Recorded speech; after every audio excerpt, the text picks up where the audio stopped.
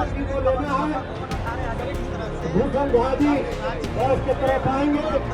पहला मुद्दा है कि स्नातक जो है वो 3 साल की जगह में 5 साल का समय ले रहे हैं सरकार। तो ये अगर प्राइवेट इंस्टीट्यूट में आप 4 साल का कोर्स अगर ग्रेजुएशन का करवाते हैं तो उसमें बीएड की डिग्री दे रहे हैं। आप 3 साल की जगह 5 साल में ग्रेजुएट का डिग्री दिलवा रहे हैं, उसमें कोई बीएड डिग्री नहीं है, 2 साल पनिशमेंट है। आज के डेट में प्रशांत किशोर जी ने एक जनस्वराज विकल्प दिया है आपको, और वो प्रॉमिस कर रहे हैं कि हम बदलेंगे बिहार। आप नीतीश जी को भी तो इसी के कारण में लाए थे ना, कि आप बिहार बदलना चाहते थे। 20 साल से शासन चल रहा है। डेफिनेटली 2005 में हम लोगों ने पहला टर्म बहुत अच्छा देखा, बल्कि कहा जाए कि पहला 2 टर्म अच्छा था। नीतीश कुमार जी वैसे नहीं थे। नीतीश कुमार जी से हमारा छाती गर्व से ऊंचा होता था। अब वैसे मतलब कि जो बीमार हो चुके हैं उनको आप नेतृत्व मत दीजिए। हमें लगता है कि जदयू नेतृत्व विहीन है आज के डेट में, जबरदस्ती उनको ढो रही है। प्रशांत किशोर जी को दीजिए ना नेतृत्व। नमस्कार, आप देखना शुरू कर चुके हैं लाइव फीडिंग्स को। मेरा नाम अभिषेक है। तिरहुत स्नातक उपचुनाव को लेकर आज आखिरी दिन, नॉमिनेशन के अंतिम दिन, जनसुराज के उम्मीदवार डॉक्टर विनायक गौतम ने आज अपना नामांकन दाखिल किया है। नामांकन किया है, क्या कुछ कहेंगे? पहले तो हर हर महादेव कहेंगे। हर हर महादेव। जी हाँ, क्योंकि आज सोमवार है तो हर हर महादेव, महादेव का नाम लेकर के नामांकन किया है। मदर के आशीर्वाद से 12:30 बजे से पहले नामांकन का टाइम निकाला गया था, तो मदर का आशीर्वाद लिया हूँ। बाबूजी पीछे में बैठे हुए हैं, उनका आशीर्वाद नामांकन के बाद में लिया हूँ। बाकी जनता तय करेगी, और ग्रेजुएट्स करेंगे, पढ़े लिखे बिहार के पढ़े लिखे लोग करेंगे। सबसे पहला सवाल कि क्या लगता है, क्या मुद्दे होंगे आपके? मुद्दे बहुत कम है, इसलिए मुझे रटे हुए हैं। क्योंकि जो मुद्दे रटे हुए इसलिए होते हैं कि जैसे मेरा डॉक्टरी सब्जेक्ट स्पाइनल लेवल पे है, मुझे रात में उठा करके बोलिएगा कि किसी का अल्ट्रासाउंड करना है, किसी का सीटी स्कैन, एमआरआई, एंजियोग्राफी। जैसे बॉम्बे जब मैं पीजीआई चंडीगढ़ में था तो डॉक्टर सुधा सूरी मैडम ने एक पार्टी चल रही थी, उसमें से बोला मेरी ड्यूटी थी, डॉक्टर गौतम जाओ और एंजियोग्राफी करो। ब्रेन में हेमोरेज था, स्पाइनल लेवल पे गया, 15 मिनट के अंदर में एंजियोग्राफी करके चलाया। तो वैसे ही आप इस फील्ड में भी आप देखेंगे, स्पाइनल लेवल पे अगर मान लीजिए कि समय आएगा तो स्पाइनल लेवल पे सारे काम होंगे। तो स्पाइनल लेवल पे मुझे आज के डेट में याद है कि मुद्दे क्या है। तो पहला मुद्दा है कि स्नातक जो है वो 3 साल की जगह में 5 साल का समय ले रहे हैं सरकार। तो ये अगर प्राइवेट इंस्टीट्यूट में आप 4 साल का कोर्स अगर ग्रेजुएशन का करवाते हैं तो उसमें बीएड की डिग्री दे रहे हैं। आप 3 साल की जगह 5 साल में ग्रेजुएट का डिग्री दिलवा रहे हैं, उसमें कोई बीएड डिग्री नहीं है, 2 साल पनिशमेंट है। या तो 3 साल का कोर्स कीजिए।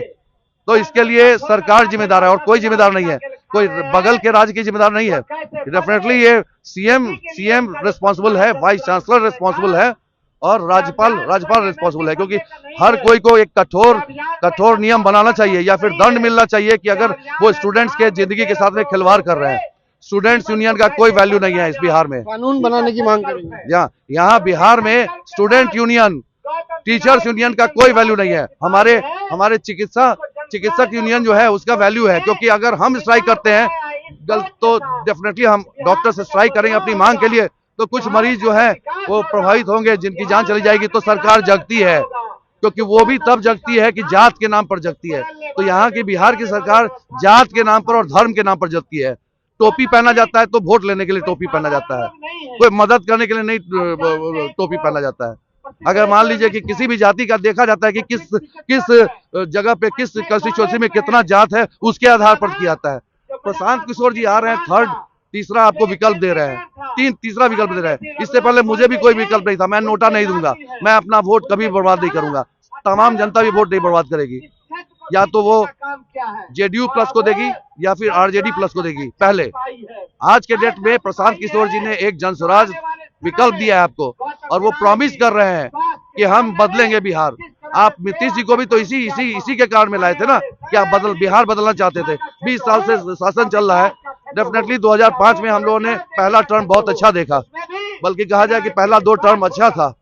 उसके बाद में अब तो मुझे एक चीज और भी लग रहा है कि अल्जाइमर का बीमारी हो गया उनको, जो है सच है। अल्जाइमर की बीमारी में आदमी भूलते हैं, तो कभी मंच पर पैर छू रहे हैं। नीतीश कुमार जी वैसे नहीं थे। नीतीश कुमार जी से हमारा छाती गर्व से ऊंचा होता था।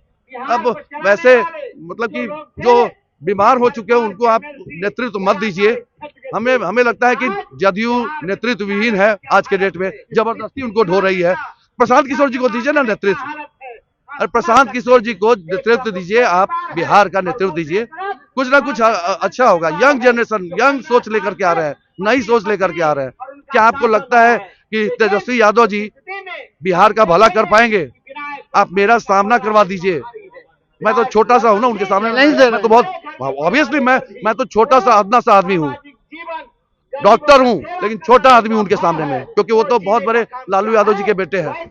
लेकिन उनकी सोच नहीं है, उनके पास सोच नहीं है, कुछ मुद्दे नहीं है, सिर्फ और सिर्फ ये मुद्दा है कि माई समीकरण, यादव मुस्लिम, यही कर करके तो बिहार को बर्बाद कर दिया गया है। फॉरवर्ड बैकवर्ड सुनते सुनते पक गए। भाई दो ही जात होती है, अब अमीर गरीब, अब दो जात में ही बच गए। हम सारे हिंदुस्तानी जो है, सारे बिहारी दो ही वर्ग में है, या तो हम कहीं पे खरीदार हैं या फिर कहीं विक्रेता है, कहीं पे सेलर है, कहीं पे बायर है। हम मान लीजिए मैं अपने हॉस्पिटल में मैं अपना हुनर बेच रहा हूँ, मैं किसी दुकान पे जाता हूँ तो मैं वहां खरीद रहा हूँ। सारी दुनिया बनिया है आज के डेट में, कोई ब्राह्मण नहीं है, कोई राजपूत नहीं है, कोई मुसलमान नहीं है, कुछ नहीं है, हम सब के सब बनिया है। बनिया मतलब क्या होता है? बिजनेसमैन, यही है दुनिया। सत्य को एक्सेप्ट कीजिए। हाँ, हमारे गॉड अलग अलग है, जैसे मैं सिर्फ महादेव को मानता हूँ, किसी गॉड को नहीं मानता हूँ, तो आपके अपने अपने गॉड है। इस रूप में देखते हैं, एक तरफ नीतीश कुमार की पार्टी है, एक तरफ तेजस्वी यादव की पार्टी है। ऐसे एक तरफ नीतीश कुमार की पार्टी है, एक तरफ तेजस्वी यादव है। जनसुराज नई पार्टी है, तो कैसे जीत पाएंगे? जनता का भरोसा कैसे मिलेगा? एक मिनट, दिल्ली में देखा जाए तो केजरीवाल जी को भी ऐसा ही कहा गया था कि नए नए आए थे, उन्हें कौन समर्थन देगा। तो ये तो बिहार की जनता सोचेगी ना कि आप दामाद भी लाते हैं तो सोच समझ के लाते हैं। ये तो बिहार राज्य है, आप राज्य संभालने के लिए ऐसे आदमी को दे रहे हैं। जात के नाम पर राज्य नहीं दिया जाता है, जात के नाम पर बेटी दीजिए, जात के नाम पर शादी कीजिए, जात का काम सिर्फ शादी तक ही तय हो। अब तो वो भी जनरेशन आएगा कि बच्चे जो है इंटरकास्ट मैरिज करेंगे। खून मेडिकल कॉलेज से जब ब्लड बैंक से ब्लड लाते हैं तो उस समय में नहीं पूछते हैं कि फलना जात का है कि किसका जात का है। उस समय में पेशेंट मर रहा होता है तो फटाक से आप ब्लड ले लेते हैं, लेकिन छूने में दिक्कत होती है कि छूते समय लगता है कि वो ये अशुद्ध जात है। तो ये है, ये सब ढोंग है, सब के सब आज के डेट में ढोंग कर रहे हैं। मेरे अनुसार से अगर खून लेते समय में आप ये नहीं देख रहे, मेडिकल कॉलेज में कहाँ पूछा जाता है कि भाई कौन जात के खून दिलौड़ा, तो जोन जात का है वो तो मान लीजिए डोम के भी होंगे या फिर मान लीजिए कोई भी होगा, ब्राह्मण भी होंगे, सब के सब जो जात होते हैं सब के सब सेम है, तो क्यों अंतर किया जा रहा है? अच्छा, 22 सालों से यहाँ पर कब्जा है, देवेश चंद्र ठाकुर रह चुके, उन्हीं की पार्टी से अभिषेक झा उम्मीदवार है, तो वो लोग कह रहे हैं कि साफ साफ हमारा वोट है, हम कहाँ जाएगा। देखिए, पहले आप रिकॉर्ड, आज के डेट में भी रिकॉर्ड ले लीजिए, अगर पिछला वोटर लिस्ट को खंगाल दिया जाए तो मैं खुला चैलेंज दे रहा हूं कि बहुत सारे नकली वोटर्स बनते थे। नकली वोटर बनते थे? जी हाँ, पूरे के पूरे एकदम। आप पिछला वोटर लिस्ट तो कहीं खत्म नहीं हुआ है।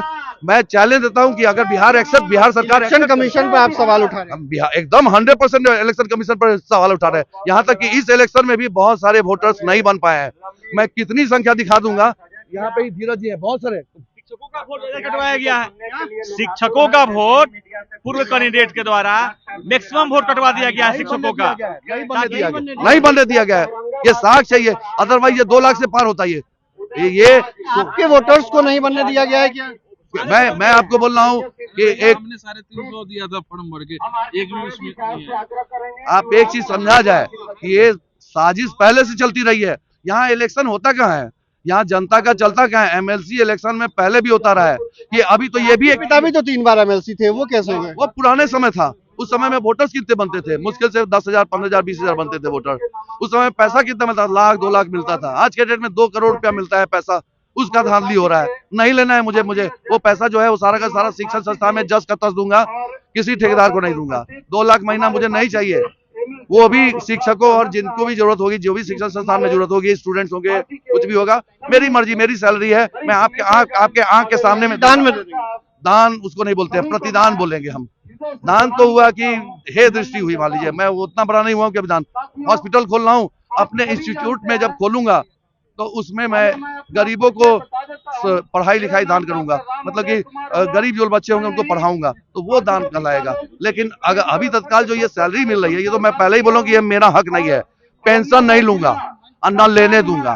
5 साल का आप अगर मान लीजिए जनता आपको, नीतीश कुमार की पार्टी के लोग कह रहे हैं कि जीतते हैं, हमारी कोई उम्मीद, सामने में कोई टक्कर नहीं है।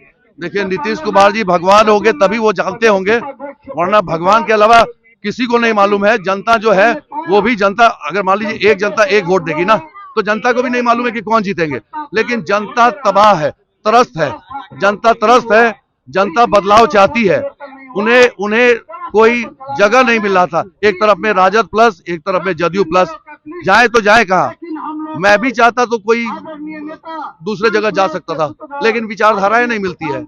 एक एजुकेटेड होने के नाते मैं ये भी प्रेफर करूंगा कि अगर मान लीजिए कि मैं ये इलेक्शन जीतता भी हूं, अगर मैं अपने उस वादों पर अगर नहीं कायम रख सका मान लीजिए, तो मैं अगला इलेक्शन पोस्ट को कब्जा करने के लिए या खानदानी विरासत को इलेक्शन नहीं लड़ेंगे? नहीं, मुझे नहीं इंटरेस्ट है। मैं डॉक्टर अच्छा हूँ, मैं डॉक्टर में ही रहूंगा। मैं अपना हॉस्पिटल खोल रहा हूँ, मैं उसमें रहूंगा। मुझे कोई इच्छा नहीं है, लेकिन अगर करूंगा तो दुगुना जोश के साथ में रहूंगा, दुगुना जोश के साथ रहूंगा। चैलेंज दिया है और कई बातों को कहा है। देखिए किस तरीके से जनसुराज के उम्मीदवार हैं और साफ साफ कहा है, देख सकते हैं किस तरीके से जनसुराज के उम्मीदवार हैं डॉक्टर विनायक गौतम, और उन्होंने साफ साफ कहा है, चैलेंज दिया है और एक बड़ी बात कही है कि तिरहुत स्नातक उपचुनाव में कहीं ना कहीं खेला हो रहा है, कहीं ना कहीं वोटर लिस्ट जो बनाई गई थी उसमें गड़बड़ियां हुई हैं। इलेक्शन कमीशन को लेकर भी इलेक्शन कमीशन से शिकायत करने की बात कही है, लेकिन जांच की मांग की है और साफ साफ कहा है वोटर लिस्ट में जिस तरीके से बड़ी गड़बड़ी होती है, और तेजस्वी यादव को भी चैलेंज दिया है। पूरा आशीर्वाद है, पूरा आशीर्वाद है और साथ साथ हमसे भी आगे बढ़ चढ़ के काम करे, नाम रोशन करे। आपका नाम रोशन करे। मेरा नहीं, पूरे तिरहुत ग्रेजुएट कंस्टिट्यूएंसी का। लेकिन चुनौतियां काफी ज्यादा हैं, तो चुनौतियों का तो सामना वो करेगा, इतनी क्षमता उसमें है। अच्छा, देवेश चंद्रशेखर का दावा है कि 22 सालों से वो जीत रहे हैं और इस बार भी वो देखिए ये परिस्थिति थी कि वो जीतते चले गए। कैसे जीते वो हृदय पर हाथ रख करके अगर पूछेंगे तो अपने आप जानकारी हो जाएगी कि कैसे जीतते थे चुनाव। आज नॉमिनेशन किया है, क्या कुछ कहेंगे? जी, भाई ने नॉमिनेशन किया है, बहुत खुशी की बात है। परिवार का जो एक हमारा जो चलन है, एक परिपाटी है, वो कहीं थम सी गई थी, तो उसको आगे बढ़ाने का काम उसने किया है। उसको बहुत बहुत आशीर्वाद और जीत की पूरी उम्मीद है। जनता का पूरी जनता हमारे साथ है, वोटर हमारे साथ है, तो पूरी उम्मीद है कि जीत हमारी ही होगी। आपके पिता 3 बार एमएलसी रहे हैं, राम कुमार सिंह जी, और इस बार चुनौतियां कई हैं क्योंकि नीतीश कुमार की पार्टी भी है, आरजेडी भी है सामने में। ऐसे में जनसुराज कहाँ रहेगी? निश्चित रूप नई पार्टी है। जी हाँ, नई पार्टी है, पर नई नहीं है लोगों के लिए। पार्टी कोई भी पहली बार आती है तो नहीं होती है, पर इनके अपने मुद्दे हैं। और सबसे बड़ी बात, सब जात पात से बढ़कर है, अलग है, इसमें सभी लोगों का साथ है। तो मुद्दे तो बहुत सारे हैं, लेकिन निश्चित रूप से बेरोजगारी, शिक्षक की समस्या, इन बातों को लेकर वो आगे बढ़ा है। और कोशिश यही रहेगी कि ज़्यादा से ज़्यादा समस्याओं को वो निराकरण कर सके, उनकी समस्या को लेकर आगे बढ़ सके। आप भी देख रहे हैं किस तरीके से प्यार मिल रहा है जनता का? जनता का बहुत अच्छा प्यार मिला है, चूँकि विनायक गौतम बहुत ही सामाजिक लड़का है और शुरू से ही उसका स्वभाव है, अपने प्रोफेशन से जब जुड़ा हुआ तभी भी उसने सभी लोगों की सेवा की, और कहीं भी पहले भी उसके दिमाग में नहीं था कि राजनीति में आना है, यह सोच करके वो आगे बढ़ा। पर मौका एक मिला है तो निश्चित रूप से एक अच्छा प्लेटफॉर्म मिला है। परिवार की पृष्ठभूमि जो रही हुई है, जो आगे करी रही है, उसको कड़ी से कड़ी मिलाने के लिए मुझे पूरी उम्मीद है कि जनता के सहयोग से, वोटर के सहयोग से जीत उसकी निश्चित है, सुनिश्चित है। आज जनसुराज के उम्मीदवार ने अपना नॉमिनेशन दाखिल किया है, अब मुकाबला त्रिकोणीय हो गया है। तो बने रहिए लाइव के साथ, हमारे YouTube चैनल को सब्सक्राइब करिए, लाइक करिए। धन्यवाद।